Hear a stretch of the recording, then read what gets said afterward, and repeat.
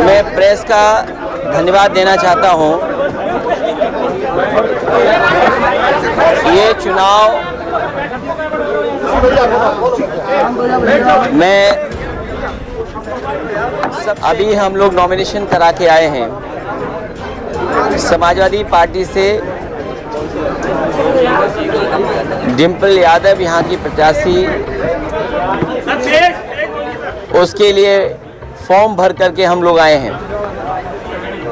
ये चुनाव मैनपुरी का उन परिस्थितियों में होने जा रहा है जब नेताजी हमारे बीच में नहीं है।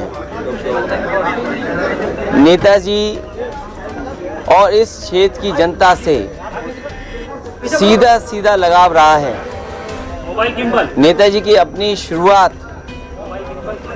और राजनीति का पूरा संघर्ष यहीं मैनपुरी से और मैनपुरी की जनता के साथ और उन जनता के सहयोग और आशीर्वाद से ही आगे बढ़े हैं। आज जब नेताजी बीच में नहीं हैं,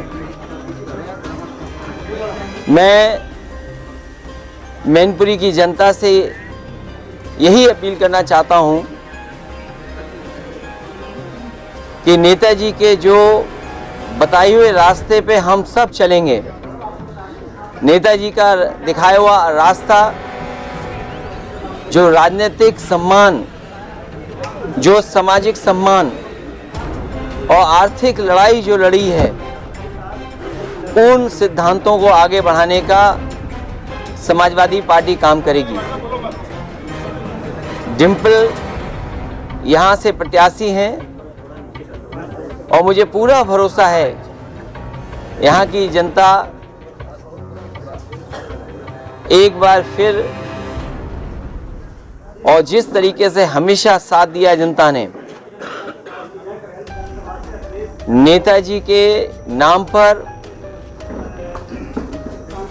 इस चुनाव को ऐतिहासिक वोटों से जिता करके जनता भेजेगी। मैं डिम्पल से कहूंगा कि एक बार वो भी कहते हैं। जी, सुखपाल सिंह जी नहीं नजर आ रहे हैं। रुक जाओ भाई, पहले मैं सभी मीडिया साथी जो आज यहाँ उपस्थित हैं उन सबका धन्यवाद देना चाहूँगी।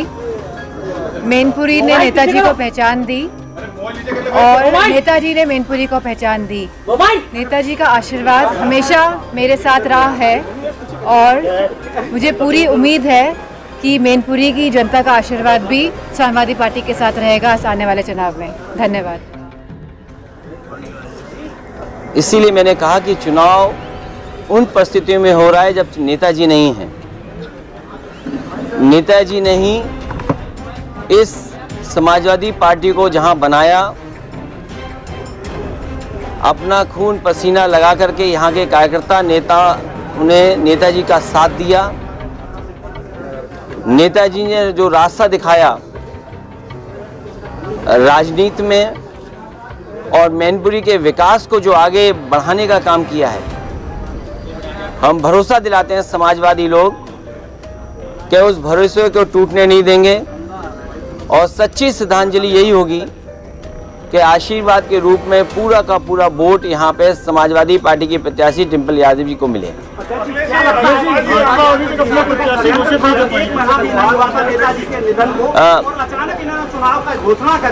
मैं इसमें कोई इस बात को नहीं कहूँगा क्योंकि ये इलेक्शन कमीशन का फैसला होता है और चुनाव तो होना ही था।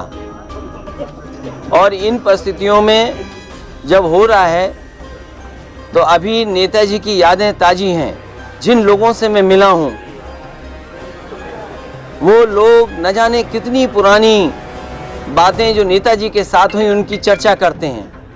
यहाँ के बुजुर्ग जो नेताजी के साथ संघर्ष में रहे, राजनीति में आगे बढ़ाने का काम किया, वो लोग उनके साथ की कहानी, उनके साथ जो बात और उनके साथ जो वक्त गुजरा उसके बारे में बताते हैं। नेताजी की यहाँ बहुत सारे परिवार हैं जिनके साथ यादें जुड़ी हैं। इसलिए नेताजी का ये चुनाव और नेताजी के ना रहने पर ये जो चुनाव होने जा रहा है, यहाँ की जनता जिस तरीके से उन्होंने विकास देखा है नेताजी के माध्यम से, ऐतिहासिक वोटों से जिता करके समाजवादी पार्टी को भेजेंगे। नामांकन के लिए जो आलोक साक्य, राजनारायण बाथम जी और हमारे साथ वकील साहब बैठे हैं, एएच हाशमी, इन लोगों के साथ नामांकन हुआ है, यही प्रस्तावक हैं हमारे।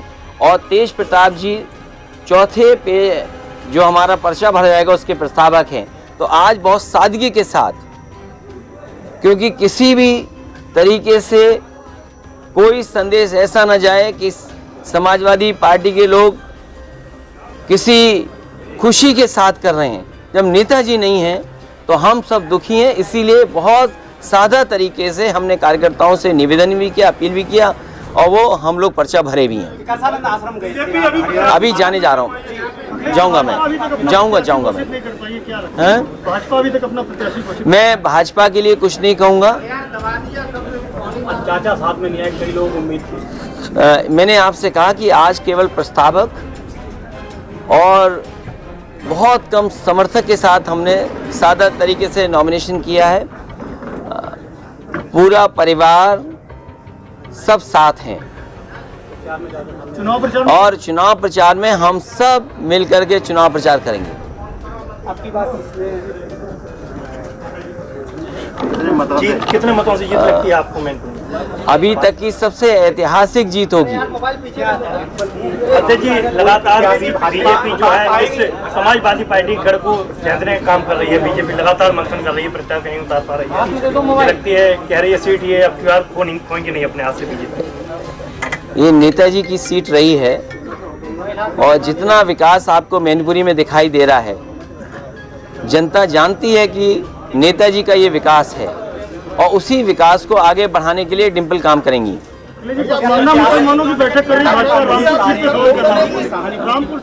भारतीय जनता पार्टी रामपुर में क्या कर रही है पूरा देश जानता है कि इतना अन्याय, इतना उत्पीड़न, इतने झूठे मुकदमे कभी नहीं लग सकते थे।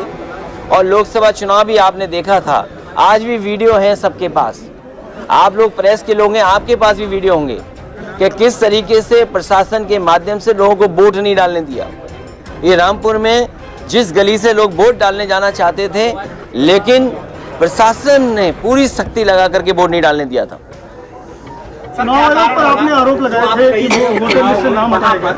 आप प्रचार करने के लिए नहीं गए और यहाँ आपका गढ़ है, कर्म भूमि है नेताजी की, सब कुछ आपका आपका गढ़ रहा है, कोई कभी हला नहीं पाया है। अध्यक्ष जी, 2014 की बात लगातार मैं चुनाव प्रचार में रहूंगा। अध्यक्ष जी, लगातार पूर्व सांसद तेज प्रताप यादव का मैनपुरी से नाम चल रहा था, अचानक से नाम हट गया और डिम्पल जी का नाम आ गया, इसका क्या? ये आप मैनपुरी के पत्रकार हैं, इसलिए आप अपना सवाल अपने पास रखिए। नहीं, सांसद जी के नाम ना आने से काफी कारण नहीं, सभी लोगों ने देखिए, सभी लोगों ने, पार्टी के लोगों ने तय किया और बहुत सारे लोगों से बातचीत के बाद डिम्पल यादव का नाम तय हुआ है। तेज प्रताप का नाम ना आने से कार्यकर्ता नाराज नजर आ रहे हैं। आप मैनपुरी के हो और बहुत अच्छा, मैंने बधाई आपको जो सवाल पूछ रहे हो। और आपको ना तेज प्रताप से पूछ लेना चाहिए बगल में बैठ कर। वो तो हमारे तुम्हारे है, नेताजी का चुनाव है, मैनपुरी के विकास को आगे बढ़ाने का चुनाव है, ये सब जानते हैं शासन प्रशासन के लोग। चुनाव आयोग पर आपने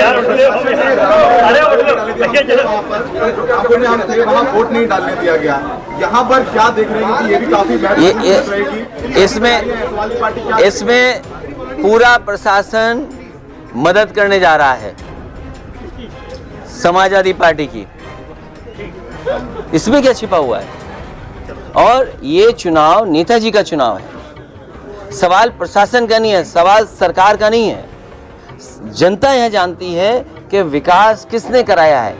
आप पूरा मैनपुरी घूम आइए, जो लोग लड़ना चाहते हैं उनसे बताए वो क्या विकास किए होंगे मैनपुरी का। सर, चुनाव आयोग पर आपने अध्यक्ष जी आरोप लगाए थे हर जनवरी 2022 विधानसभा की जो चलिए मैं धन्यवाद देता हूँ आप सबका।